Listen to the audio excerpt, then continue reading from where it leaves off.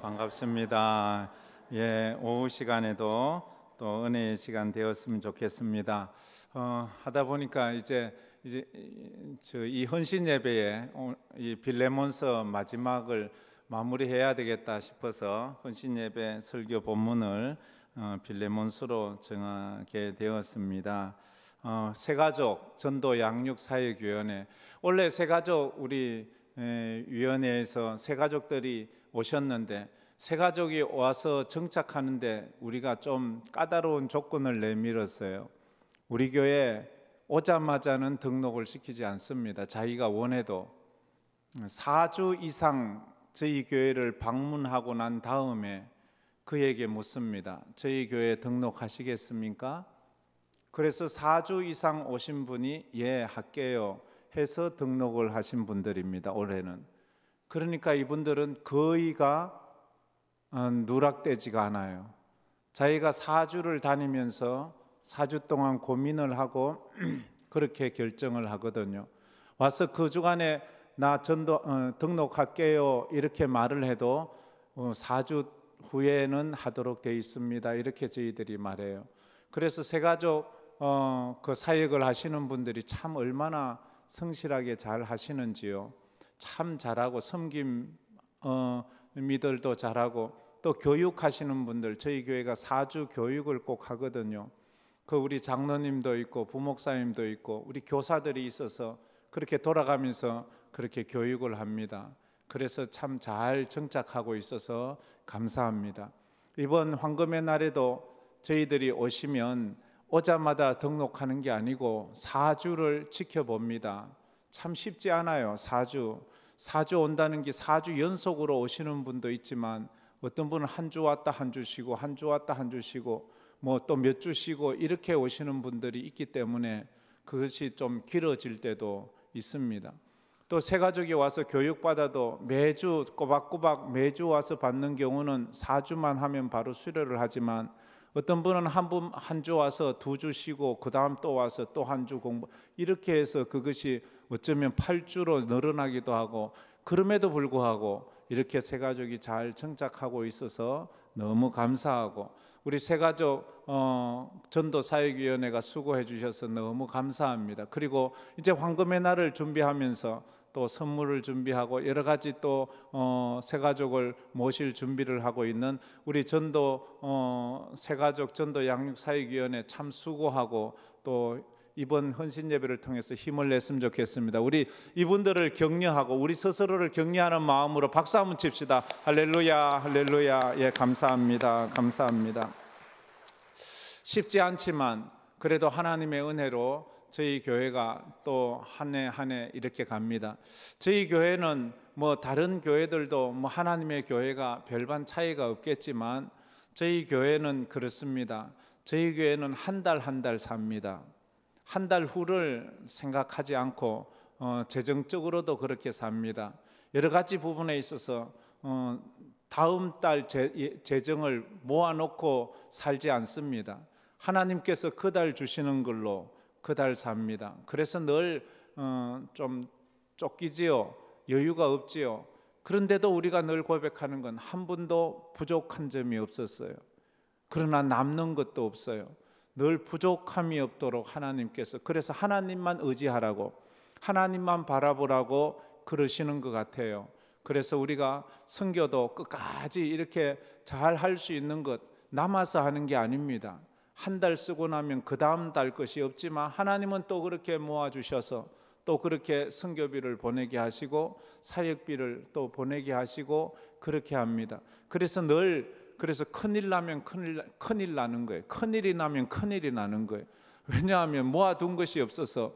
그래 저희들이 냉난방 시설을 이제 바꿀 때가 되었는데 이것이 이제 큰일이라면 큰일인데 어쨌든 큰일 나지 않도록 기도해 주시길 바랍니다. 저희들이 아마 수년째 이것을 연기해 오고 있습니다. 지금 이건 언제 고장나도 이상이 없을 정도로 노화되었고 이제는 바꿔야 될 때가 되었습니다. 저것은 부품도 구하기가 어려워요. 저건 생산이 되지 않는 거라서 부품이 고장나면 그 부품에 맞는 어느 지역에 있는 중고상에 가서 그 중고품을 어느 부품에서 뜯어 놓았던 걸 우리가 사와야 돼요. 이거 구하는 게 금방 되지 않을 때도 있습니다. 그런데도 적절하게 또 구해서 지금까지 이렇게 오고 있어요. 이제 내년에는 더 이상 우리가 몇 년 미루던 승강기 엘리베이터를 이제 교체해야 될 때가 되었어요. 이건 법이에요. 법으로 무조건 교체해야 돼요. 아직은 우리가 쓸 수 있는데 이제는 더 이상 연기 신청이 안 된대요. 그래서 저런 것들이 있거든요. 그래서 그럼에도 여러분들이 하나님의 교회를 사랑해서 여기까지 오게 한 것은 기적이고 하나님의 은혜인 줄 믿습니다. 하나님이 앞으로도 책임져 주실 것을 믿습니다. 광야 40년 이스라엘 민족들을 하루도 굶기지 않고 하루도 구름기둥 불기둥을 거두어 가시지 않고 그렇게 그들을 먹이시고 입히시고 보호해 주시고 인도해 주셨던 하나님께서 지난 46년을 우리 교회를 여기까지 인도해 주신 것은 하나님의 은혜였습니다. 어느 사람이 위대해서가 아니고 우리가 훌륭해서가 아니라 하나님의 은혜로 여기까지 왔고 또 그렇다면 앞으로도 그렇게 갈 것을 믿습니다. 할렐루야.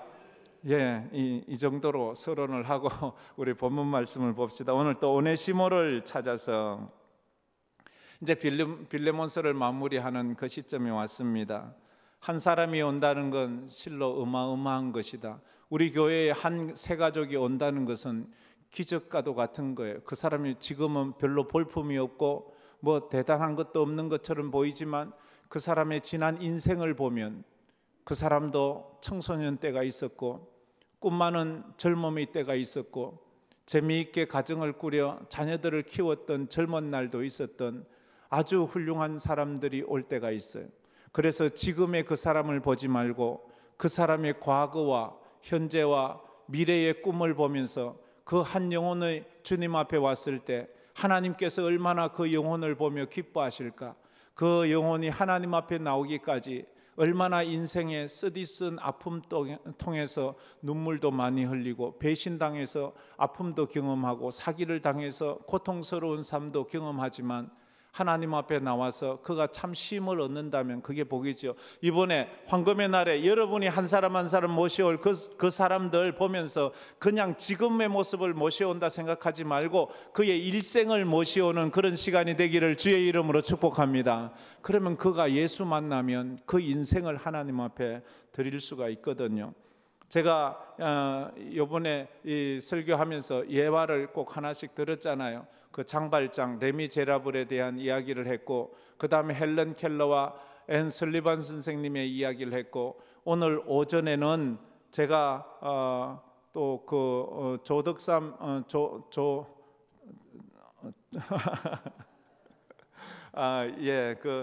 조장로님과 이자익 목사님에 대한 이야기를 했죠, 그죠?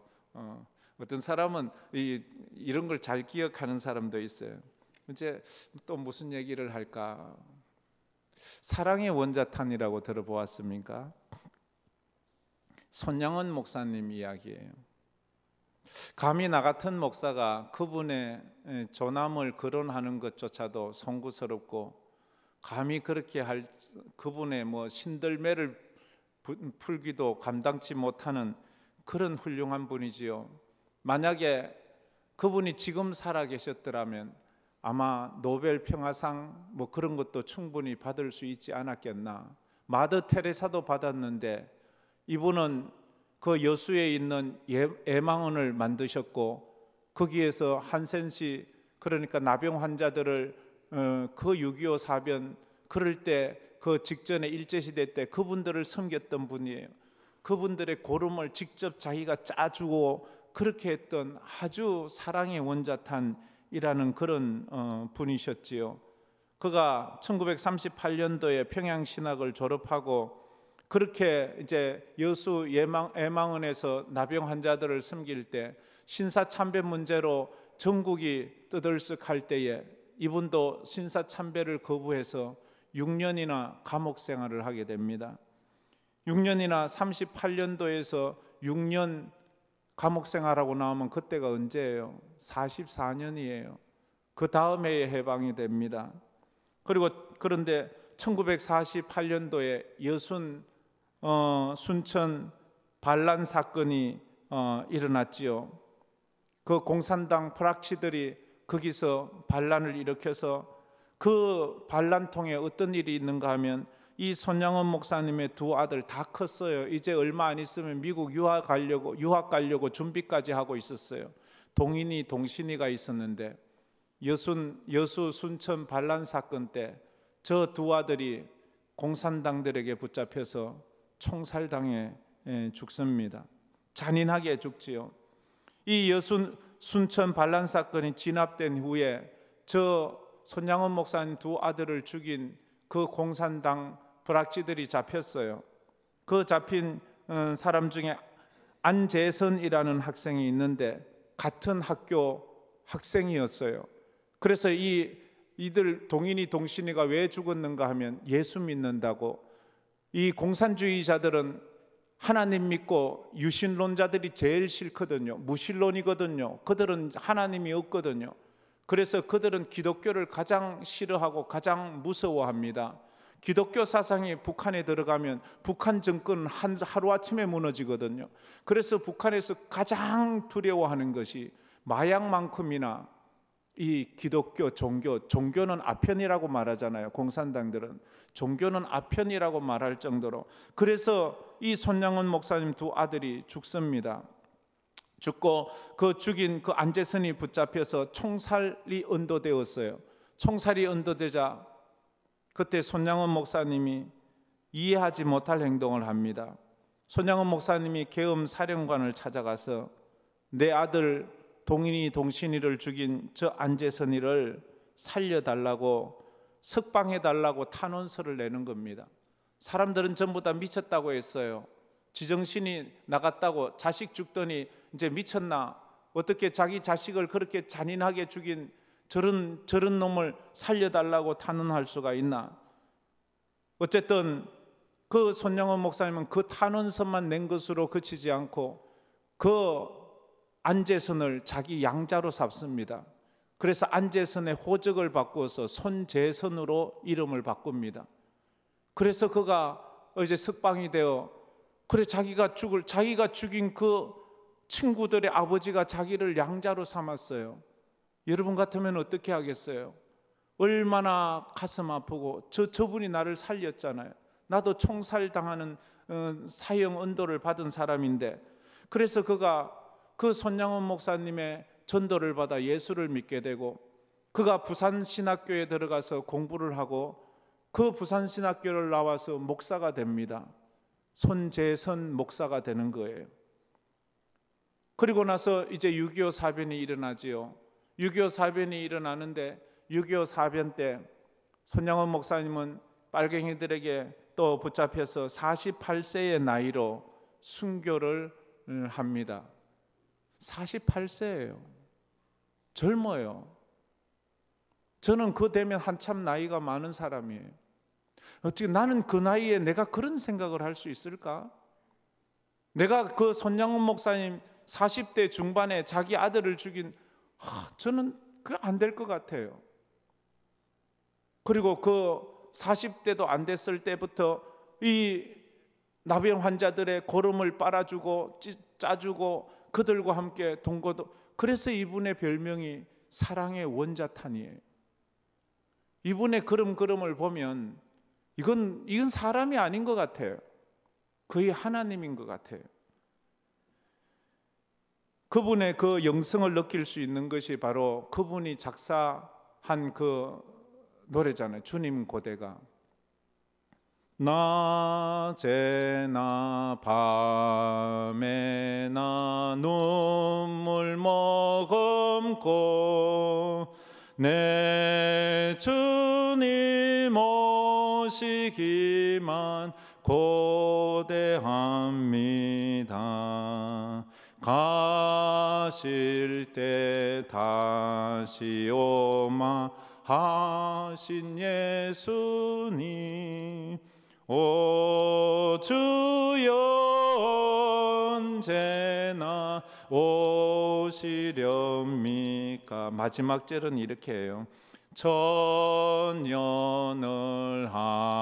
하루같이 기다린 주님, 내 영혼 당하는 것 볼 수 없어서 이 시간도 기다리고 계신 내 주님, 오 주여 이 시간에 오시옵소서. 늘 주님을 고대하며 그렇게 이 찬양 부르면서 그렇게 사셨습니다. 사람들은 물었어요. 손양원 목사님에게 어떻게 그럴 수 있냐고, 도대체 왜 그렇게까지 하냐고. 나병 환자들을 가서 도와주는 것만 해도 훌륭한데 그들의 고름을 짜내고 그들의 고름을 빨아내고 어떻게 그렇게까지 할 건 없지 않냐고. 또 자기 자식을 죽인 그 원수 같은 자식을 용서해 주는 것도 이해할 수 없는데 어떻게 용서해 주냐고. 그런데 그 아들을, 그 자식을 자기 양자로 삼는 것, 이거 어떻게 그렇게 할 수 있냐고. 이건 당신이 위선이야. 당신은 아주 위선자야. 이건 말이 안 되는 거야. 그때 손영원 목사님이 눈물을 흘리면서 하는 말이, 내가 매일마다 새벽마다 기도실에 들어가서 몇 시간씩 눈물로 기도하는 것은 저를 용서하게 해달라고. 자기도 용서가 안 된대요. 미치겠대요. 그런데 거기서 또 울고 또 울면서 예수님 날 위해 십자가 못 박혔는데, 하나님은 자기의 독생자를 날 위해 십자가에 못 박아 죽으시고 나 같은 죄인을 위해서 그 아들을 죽여주시고 나를 하나님의 자녀 양자 삼으시고 친아들 삼으셔서 내가 하나님의 백성 되었는데 하나님 내게도 힘을 달라고 매일매일을 그렇게 기도한다고. 그래서 아침마다 그분이 지하 기도실에 들어가서 기도를 하고 나올 때면 눈이 퉁퉁 붓고 목이 쉬어가지고 말을 못할 정도로 그렇게 자기 아들을 죽인 저 안재선, 손재선을 용서해달라고 기도한다고 그런 말을 했습니다. 빌레몬서는 한 사람의 사랑과 친절이 또 다른 한 사람의 운명과 삶을 바꾼 이야기입니다. 사람을 하나님께로 전도한다는 것 쉬운 길이 아닙니다. 밥 한 그릇 사준다고 되는 게, 그게 그렇게 될 수 있다면 얼마나 좋겠어요. 그게 그렇게 쉬운 것이 아닙니다. 커피 한 잔 먹었다고 전도할 수 있는 것 아닙니다. 여러분이 교회 올 때 커피 한 잔 얻어먹고 온 거예요? 그게 그렇게 안 되잖아요. 그게 쉬운 게 아니에요. 여기 와서도 예수 믿는 그 시간까지 얼마나 시간이 오래 걸렸어요.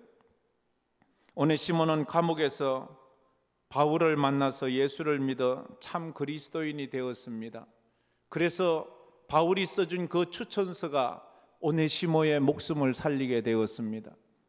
안재선, 손양원 목사님의 두 아들을 죽여 사형 언도가 받아졌습니다. 그때 손양원 목사님이 그를 위에 탄원서를 써주고 그를 자기 이름 위에 호적에 올려서 안재선이 손재선이 되어 그 죽을 자를 살려주었습니다. 그게 오네시모 이야기고 그게 저와 여러분의 이야기가 아닙니까? 예수님이 십자가의 피로 우리를 위해 하나님 앞에 탄원서를 써주지 않았으면 우리는 지옥 가야 돼요. 소망이 없어요. 우리는 희망이 없는 사람이라고. 첫 번째로 인생은 얼마나 열심히 사느냐보다 누구를 만나느냐가 중요합니다. 다 같이 읽어봅시다. 인생은 얼마나 열심히 사느냐보다 누구를 만나느냐가 중요합니다. 아무리 열심히 살아도 잘못 만나면 인생 망하는 거예요. 안재선이 공산당들을 만나서 열심히 살았어요. 예수 믿는 사람들 죽창으로 찔러 죽이고 총으로 쏴 죽이고 그렇게 열심히 살아본들 방향이 다르면 아무리 빨리 가도 지옥 가는 것밖에 없어요. 방향이 똑발라야 되듯이 누구를 만나느냐가 중요해요. 그가 손양원 목사님을 만나서 살아난 것처럼 오네시모가 아무리 어떻게 사느냐보다 누구를 만나 예수를 만나서 그 바울을 만나서 인생이 달라지는 거예요. 바보 온달은 평강공주를 만나서 인생이 새로워지는 것처럼 우리가 누구를 만나느냐가 참 중요하다는 것을 알 수 있습니다. 안제선의 삶이 어떻게 변화되었을까요? 어떻게 안제선이 손재의 선이 되었을까요? 자기가 노력했나요? 자기가 부탁했나요? 아니요. 자기는 죽을 짓밖에 한 게 없어요. 우리가 어떻게 하나님의 자녀가 되었나요? 우리가 하나님 앞에 부탁했어요? 구원받고 나니까 이제 깨달아서 그걸 말하는 거지. 그 전에는 우리가 그걸 몰랐잖아요. 알 수가 없잖아요. 하나님은 자신의 아들 예수를 십자가에 죽이시고 우리를 용서하기 위해 십자가에 피 흘려 죽으셔서 우리를 양자 삼아 주셨어요. 그래서 도망간 노예를 보내면서 바울은 그를 이제 종으로 여기지 말고 너의 형제로 받으라 그렇게 말하죠. 갈라디아서 3장 28절에 이렇게 말씀합니다. 우리 다 같이 읽어봅시다. 너희는 유대인이나 헬라인이나 종이나 자유인이나 남자나 여자나 다 그리스도 예수 안에서 하나이니라. 우리가 전도하려고 하는 사람들, 그분들도 우리와 똑같이 예수 안에 하나 되는 것을 우리가 알아야 합니다. 그리고 한번 노력해 보세요. 내가 이번에 바울처럼 오네시모를 한번 찾아서 그를 예수 앞으로 인도해 봐야지. 예수님께로 한번 도전해 보세요. 그냥 근성으로 하지 마시고요. 그냥 하지 마시고 한번 애써 보세요. 정말로 노력을 좀 해보세요. 그러면 좋겠어요. 많이 오는 것보다도 확실하게 오는 것이 중요하잖아요. 그게 하나님이 기뻐하시니까요. 그래서 예수 안에서는 헬라인이나 유대인이나 종이나 자유자나 남자나 여자나 다 하나라고 말합니다. 우리 한번 옆 사람을 보세요. 옆에 보면 언니도 있고 동생도 있고 형님도 있고 아우도 있는데 다 예수 안에서 우리는 하나인 줄 믿습니다. 이 땅에서는 김씨, 이씨, 박씨, 무슨 씨 있지만 하나님 나라 가면 그 성씨는 하나도 없어요. 그냥 다 하나님의 자녀입니다. 할렐루야. 자, 옆 사람하고 인사합시다. 형님, 아우님 이렇게 봅시다. 집사님 뭐 이렇게 하지 마. 형님, 아우님 반갑습니다. 우리 예수 잘 믿고 천국 갑시다. 예수 잘 믿고 천국 갑시다. 예, 이게 우리도 이렇게 이게 우리가 익숙해져야 돼요. 그래서 예수 안 믿는 사람들이 뜨거우면 이 사람들이요 뭐 이런 데가 다 있어. 아야 나도 좋다야 이렇게 하고 할 수 있을 것 아니에요, 그죠? 이게 우리 진정한 우리 마음이에요. 그래서 우리가 이 땅을 살아갈 때만 저보고 목사라고 그러죠. 천국 가서 저보고 목사라고 하는 사람 한 사람도 없을 거예요. 저보다 나이 많은 사람, 어이구 동생 왔어? 이러죠. 저보다 나이 어린 사람, 아이고 형님 오셨습니까? 이렇게 말하지요. 거기에는 남자도 없고 여자도 없잖아요. 거기엔 부모도 없고 자식도 없어요. 아이고 족보도 없나 이러지만 그게 영적인 세상은 그런 거예요. 그걸 우리가 알아야 되는 것입니다. 그래서 바울은 이제 18절 19절에 빌레몬에게 또 이렇게 말을 하고 있습니다. 이 보면 기가 막힌 얘기를 해요. 우리 다 같이 한번 읽어봅시다. 그가 만일 내게 불의를 하였거나 내게 빚진 것이 있으면 그것을 내 앞으로 계산하라. 나 바울이 친필로 서노니 내가 갚으려니와 내가 이외에 내 자신이 내게 빚진 것은 내가 말하지 아니하노라. 저거 보면요, 저거 좀 띄어넣어 보세요. 만일 그 오네시모가 너에게 불의한 짓, 돈을 훔쳐갔잖아요. 재산을 훔쳐갔잖아요. 불의한 짓을 하였거나 빚진 것이 있으면 내 앞으로 달아나. 내가 그거 갚아줄게. 이건요, 쉬운 게 아니에요. 이거는 이건 좀 어쨌든 이 쉬운 게 아니에요. 나 바울은 친필로 썼는데 내가 갚아주겠다. 그리고는 말해요. 내가 이외에 내 자신이 내게 이거 봤으면 빌레몬이 바울에게 빚진 게 있어요. 지금 빌레몬 네가 내게 빚진 것 내가 말하지 않을게. 그거 없게 해줄게. 이 빌레몬에게 바울이 이렇게까지 말하고 있는 것입니다. 하나님이 세상을 이처럼 사랑하사 독생자를 주셨으니 이는 저를 믿는 자마다 멸망하지 않고 영생을 얻게 하려 하심이라. 우린 하나님께 빚이 졌어요. 그 아들을 우리를 위해 내어주셨잖아요. 그런데 하나님께서는 그 빚 내 안 받아. 안 받는데요. 너 내 아들 죽은 값 내놔. 이러면 우리가 그 값을 어떻게 지불해요? 무엇으로 할 수 있어요? 할 수 없잖아요. 이 편지를 보고 얼마나 오네시모가 북받쳐 오르는 감동으로 눈물 흘릴까요? 내 빚을 바울 선생님이 다 갚아준다고? 근데 바울이 이게 헛말이 아니에요. 바울은 상당히 큰 부자였어요. 벨릭스나 이런 총독들은 바울에게 뇌물을 받으려고, 바울은 바리새인이고 가문이 아주 짱짱해요. 그래서 그는 그 많은 재물을 주를 위해 다 드려요. 배설물처럼 다 드려요. 근데 지금 뭐 얼마 남아 있겠어요? 그런데 나머지를 오네시모 빚을 갚는데 내가 다 쓰겠다는 거예요. 그러니까 그토록 싫었던 노예가 그토록 싫었던 노예였는데, 바울은 예수의 노예로 살면서 예수를 위해서 그렇게 사는 것을 보면서 자기 자신이 그 은혜를 받잖아요. 그래서 그 은혜대로 살려고 그렇게 노력을 하는 거예요. 울면서 내가 이제 빌레몬의 노예로, 바울 선생님의 노예로 살겠습니다. 내가 나에게 형제라 하지 마십시오. 나를 종부리듯 하십시오. 그렇게 말하지 않았겠습니까? 두 번째로, 인생은 우리가 살아가는 날수만큼이나 복잡한 퍼즐과도 같습니다. 다 같이 읽어봅시다. 인생은 우리가 살아가는 날수만큼이나 복잡한 퍼즐과도 같습니다. 여러분은 지금 며칠째 살고 있나요? 계산해 보셨어요? 제가 이거 한다고 계산을 해봐. 나는 지금 며칠째 살고 있을까? 21,732일째 살고 있어요. 내가 2만 날을 넘게 살아요. 오늘이 정확하게 내가 계산해 보면 21,732일째예요. 여러분은 며칠째 살아요? 저보다 또 여기 아마 3만 넘어가신 분 있어요. 3만 날 넘게. 하루하루를 생각해 보세요.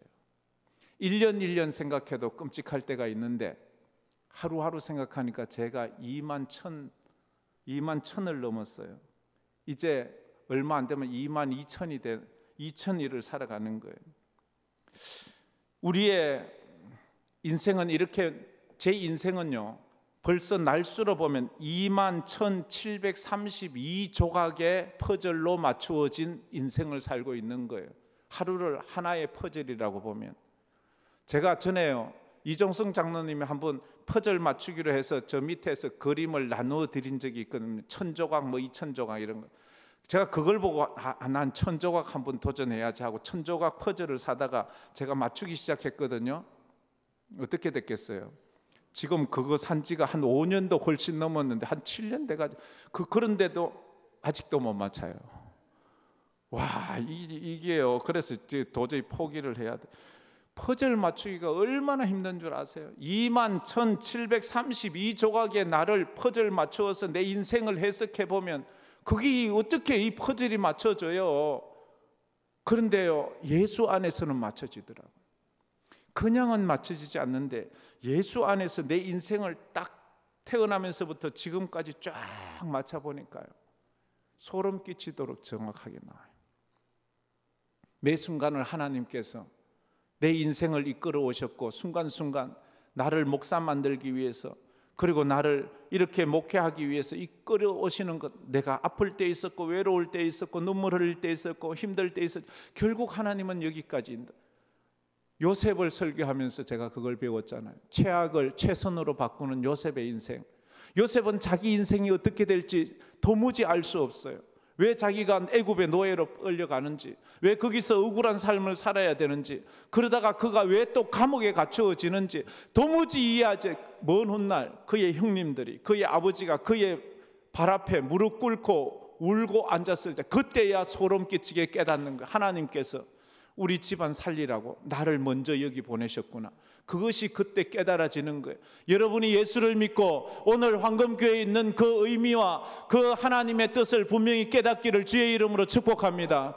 그러면 아우 지겨워, 아우 정말 하루가 지겹네, 아이고 왜 이래, 이런 말 싹 없어질 거예요. 하나님께서 내 인생을 이렇게 이끌어 가시는 거예요. 왜 하나님이 나를 이만큼 오래 살게 하시나? 아니요, 우리 금복남 집사님 그 오래오래 사신 하나님의 뜻이 있습니다. 하나님께서 집사님을 통해서 정말로 영광 받으시고 집사님 기도하시라고 하시는 거지요. 힘들고 어려워도 우리가 믿음으로 살면 하나님 앞에 서는 거예요. 안나 선지자는 오래오래 살아가지고 그 당시에 80 넘게 살아서 그가 메시아를 그의 눈으로 보면서 그가 품 안에 안으면서 하나님 앞에 영광 돌리거든요. 우리는 알 수 없어요. 내 인생 이 퍼즐 조각이 어떻게 이끌어 가는지는 모르지만 하나님은 우리를 만들어 가신다는 거예요. 퍼즐의 사전적 정의는 어려운 문제라는 뜻을 가지고, 퍼즐이라는 뜻은 어려운 문제라는 거예요. 깊이 생각하게 만드는 문제라는 거예요. 퍼즐이라는 뜻이 그래요. 깊이 생각해야 돼요. 어려운 문제라는 것이 퍼즐이라는 뜻이에요. 우리 인생도요, 깊이 생각해야 돼요. 금방 간단하게 아이고 내가 왜 그 대학 갔지, 왜 내가 여기 살지, 이걸 금방 그렇게 생각하지 말아요. 아이고 저 자식이 왜 내 자식이지, 그런 생각하지 마세요. 하나님 앞에서 깊이 생각하세요. 하나님이 나를 왜 황금교회 오게 하셨나, 이렇게 특별히 선교 많이 하는 교회 왜 오게 하셨나, 하나님의 뜻이 있는 거예요. 그걸 발견하고 그 뜻대로 살아가는 것이 참 귀하고 귀한 거예요. 인생을 살아보기 전에는 결코 그 모습을 다 알 수가 없습니다. 우리 중에 뻔한 인생은 하나도 없어요. 우리 중에 똑같은 인생도 한 명도 없어요. 죽기 전까지 끝나지 않은 퍼즐 조각 맞추기가 우리 인생이에요. 끝나기 전에는 끝나지 않습니다. 하나님 앞에 갔어야 비로소 우리의 인생의 퍼즐 조각이 다 맞춰질 거예요. 그런데 이 인생의 퍼즐은 만남을 통해서 하나하나 만들어져 간다는 것을 아십니까? 한 조각 한 조각, 한 사람을 만날 때마다 또 한 조각의 퍼즐이 생겨가는 거예요. 빌레몬서는 그래서 만남의 퍼즐이라고도 생각해 볼 수가 있어요. 여기에 보면 세 명의 주인공이 나오잖아요. 바울 감옥에 있어요. 오네시모 또 감옥에서 만나요. 그런데 멀리 떨어져 있는 빌레몬은 이 두 사람과 전혀 관계없는 사람처럼 보이지만 이 사람들이 알고 보니까 삼각형처럼 바울이 빌레몬 전도했고 바울이 또 오네시모 전도했어요. 그런데 빌레몬과 오네시모는 원수 관계가 되어버렸어요. 원래 주인과 노예였는데 이 노예가 주인의 재산을 도적질해서 멀리 도망와 버렸어요. 그래서 바울이 이 둘을 연결시키는 인생의 퍼즐을 맞추어 가는 거예요. 이 둘은 왜 예수를, 오네시모는 왜 바울을 만났는지 몰라요. 예수만 믿으면 되는 줄 알았는데 알고 보니까 빌레몬하고의 관계를 회복시켜 가는 거예요. 그래서 전혀 생각하지 않았는데 그런 인생이 되어 가는 거예요. 이 땅을 살아가는 사람들의 퍼즐 모양은 다르지만 서로가 서로에게 연결되어 있다는 거예요. 자기 혼자 자기 인생을 완성시켜 가는 사람은 단 한 사람도 없어요. 내 인생의 퍼즐을 맞추기 위해서는 우리 부모님의 퍼즐을 가지고 와야지 내 인생의 퍼즐이 맞춰지는 거예요. 내 인생의 퍼즐이 맞추어지기 위해서는 내 자녀들의 퍼즐을 가지고 와야 내 인생의 퍼즐이 맞추어지는 거예요. 내 인생의 퍼즐이 맞추어지기 위해서는 우리 성도들의 퍼즐이 같이 내 인생 속에 포함되어야 내 인생의 그림이 비로소 완성되어 가는 거예요. 그래서 내 인생의 의미와 하나님의 뜻을 바로 알자면 내와 함께 있는 가족과 친구와 성도들의 삶이 나와 함께 더불어 어우러져서 내 인생이 만들어지기 때문에 우리 나와 함께 있는 사람들을 배제하고는 내 인생의 완성된 그림을 볼 수 없다는 거예요. 무슨 말인지 알겠지요? 그래서 우리 주위에 있는 사람들이 소중한 거예요. 옆에 있는 사람이 소중한 거예요. 여러분이 소중한 거예요.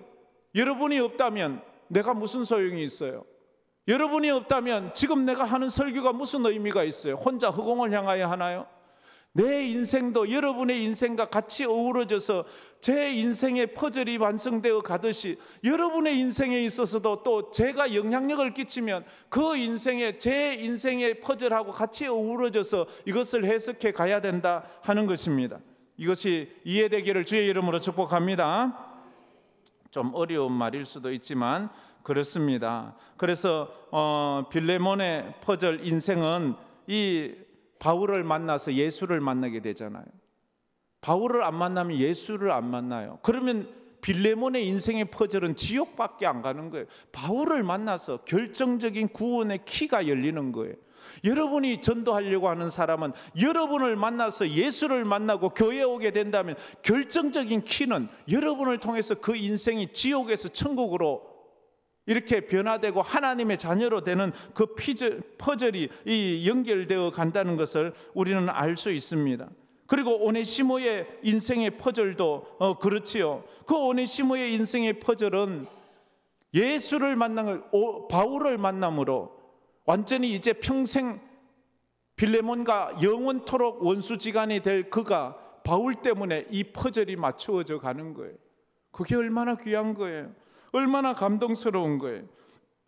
그런 사람이 있다면 그게 복이지요. 빌레몬서는 바울과 빌레몬 그리고 오네시모의 만남을 통해 역사하신 하나님의 섭리를 퍼즐식으로 설명하고 있습니다. 다 같이 한번 읽어봅시다.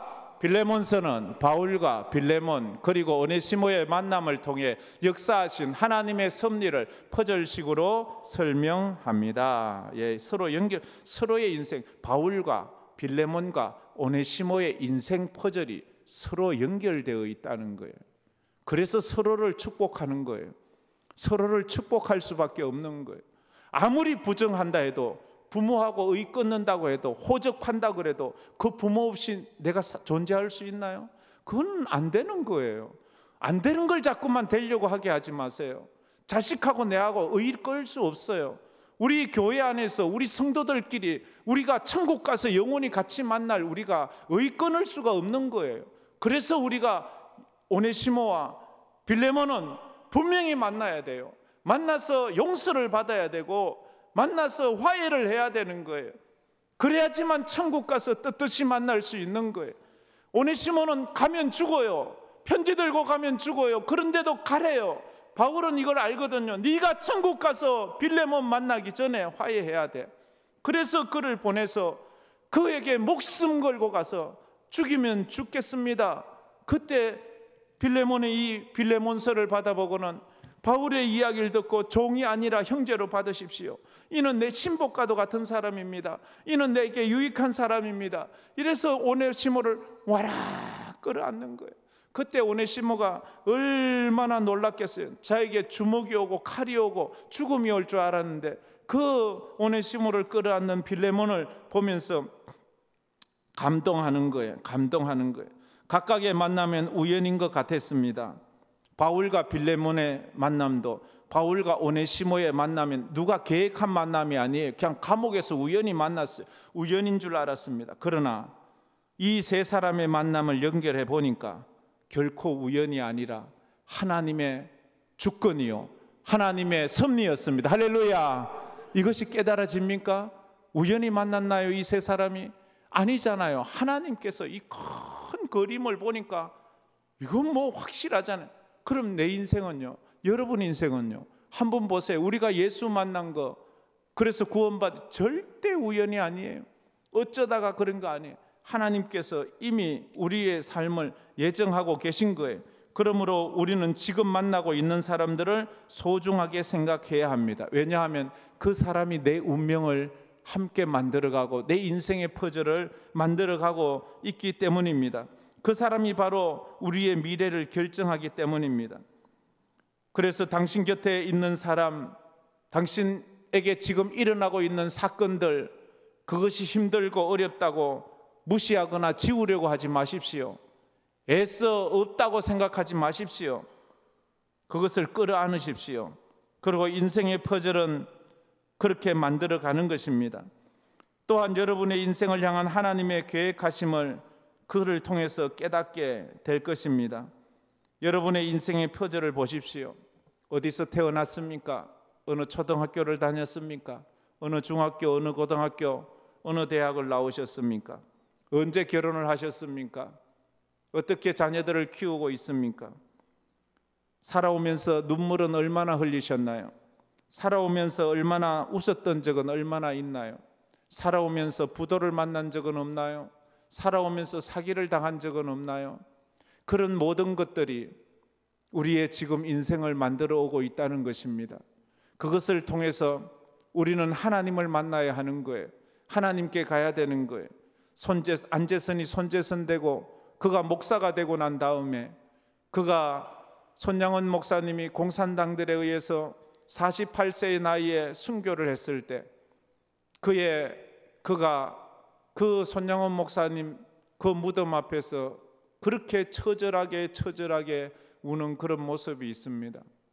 나 같은 것 살려주고 나 같은 것을 위해서 자기의 그 아픔에 그 자식을 죽으면 가슴에 묻는다고 했잖아요. 2명의 자식이나 죽은 그것을 나를 볼 때마다 자식 생각이 났을 텐데, 나를 볼 때마다 동인이 동신이가 생각났을 텐데, 그래도 그것을 억누르고 나를 예수 믿게 하고 신학교에 보내주고 나를 목사 되게 해서 나를 그저 이 땅에서만 용서해 준 것이 아니라 저 천국에서도 하나님의 백성 되게 하신 그 하나님의 은혜를 생각했던 거예요. 우리 새가족 전도 양육사역위원회 우리 팀원들은 이 예수를, 우리가 구원받은 그 예수의 은혜를 기억해서 새가족들을 섬기시기를 주의 이름으로 축복합니다.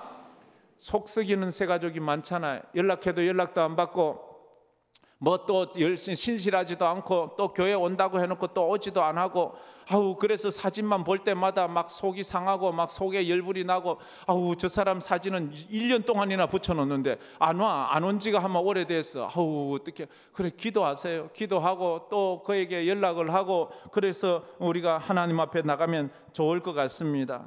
그래서 그게 우리의 모습이에요. 그래서 마지막으로 21절 한번 다 같이 읽겠습니다. 나는 내가 순종할 것을 확신함으로 내게 썼노니 내가 말한 것보다 더 행할 줄을 아노라.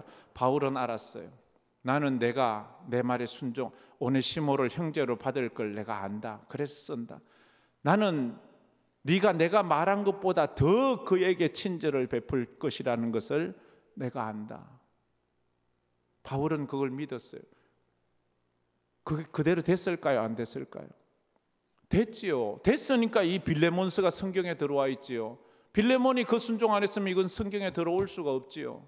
빌레몬이 그렇게 되어서 그것이 초대교회에 다 전파되고 그 간정이 이 빌레몬의 간정이 되었지요. 오네시모의 간정이 되었지요. 이거 들고 다니면서 오네시모가 간정 집회를 막 수도 없이 했을 거예요. 빌레몬도 수도 없이 이 간정 집회를 했을 거예요. 이럴 때마다 그걸 듣는 사람들마다 감동을 그렇게 받았을 것입니다.